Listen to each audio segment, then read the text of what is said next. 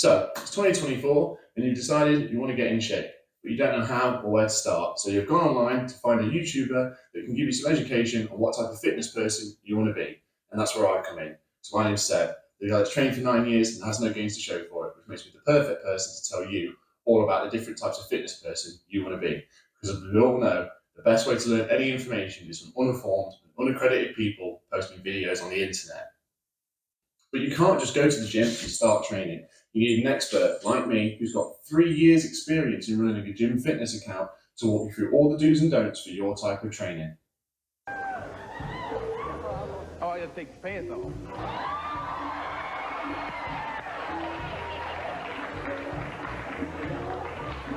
So here's what you need to be a bodybuilder. You're going to need about 30 vests, some deafeningly loud music that's currently going viral on TikTok, and some pictures of Arnold and Chris Bumstead that you can put on either your social media and or the area around you, so you're always inspired by the greats.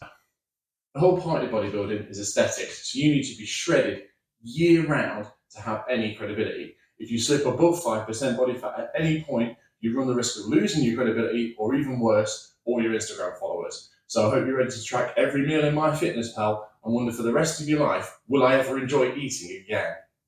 Secondly, you're going to need to have super physiological levels of muscle, which means your diet's going to have to be on point, but not only that, your supplements are going to need to be on point. You're going to need protein powder, you're going to need creatine, and most importantly, you're going to need tren.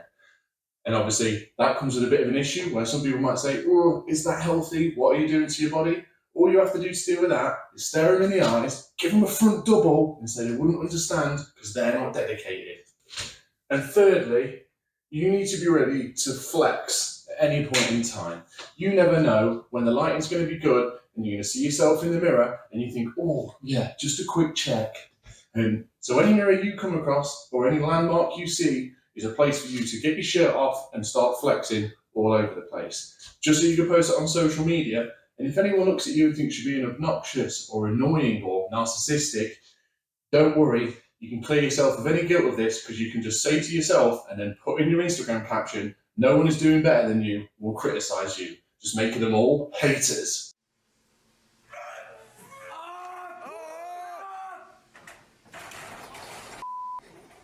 So maybe you're thinking bodybuilding might not be for you. The idea of getting into your underwear and posing with loads of other men on stage, not really working for you? Well, no worries. We've also got powerlifting. Now, you wonder what the difference is? Rather than doing a bodybuilder, which is all about building the body to make the muscles look as perfect as they can, powerlifting is all about the most efficient and technical lifting in 3 and only 3 lifts. So you're going to sign up to a gym membership, even though you're not going to use most of the equipment in the gym, because you're only going to need 1 barbell. And on top of that, you won't even use their barbell, you'll bring your own. So you're essentially paying £50 a month just to have a place to store a barbell. Great investment. On top of that, you will use this 1 barbell just to do squat, bench, and deadlift over and over and over and over and over again until you're perfect at completing 1 rep. On average, a powerlifting workout lasts about 3 to 6 hours, so you need to have a lot of time free to get them in. On top of that, you have to take 5 to 45 minutes rest between every set. You need to make sure you've got as much sweets as possible to eat in between your sets, and the biggest container you can get your hands on to store all your water because you're going to get thirsty.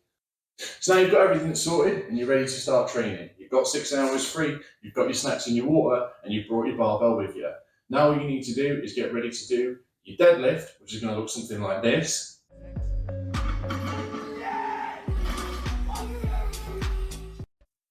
Your squat, which is going to look something like this. Now,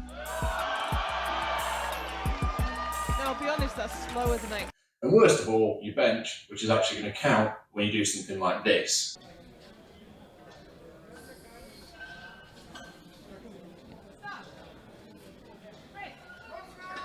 Cooler. So there you go. You've got everything you need to be a powerlifter. You've got your snacks and water. You've got 6 hours free. You know what counts as correct form.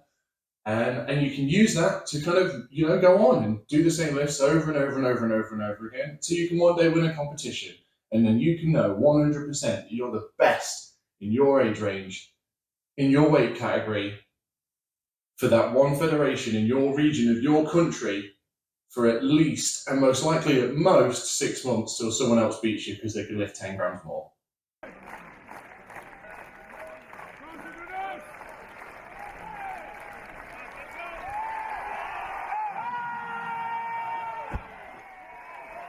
And now moving on to strongman. The question is, how do you know if strongman's for you? Well, I'll tell you. Strongman's for you if you started your bulk in 2017 didn't stop. You're over the height of 6'3", and people get paralysing anxiety when they see you step onto a plane because you might sit next to them. Strongman is similar to powerlifting, except for rather than being really good at squat, bench, and deadlift, you're really good at doing loads of spectacle lifts, eating 15,000 calories a day, and getting your resting heart rate over 250 beats per minute. Speaking specifically, strongman is the ultimate no-holds-barred lifting. You're going to compete in a myriad of events to find out who the strongest man is. Some of the events include picking up boulders to put them on top of pedestals, basically sprinting with over 200 kilograms in each hand, or throwing 100-gram kegs over your head like it's fucking nothing. But none of this actually matters because who's the strongest man will actually get settled by who deadlifts the most, and everything else will be disregarded. In fact, deadlifting is so important to strongman that some of the strongmen out there in the past have said this.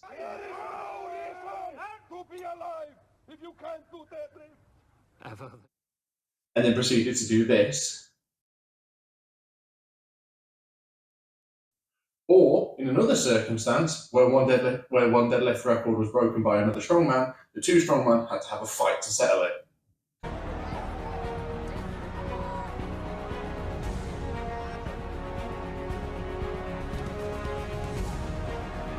So those are your three options. Are you going to be a bodybuilder who spends all of their time posting Instagram selfies just so they can get some validation? Be a powerlifter who spends all the time doing their lifts just to get a world record that no one even cares about? Or be a strongman and spend the rest of your life struggling to fit into things like cars and also striking fear into the hearts of any restaurant owner that runs an all-you-can-eat buffet? The choice is yours. If you're still here, you might be thinking, hold on, I've heard of this thing called CrossFit. Why hasn't he talked about CrossFit? This is why.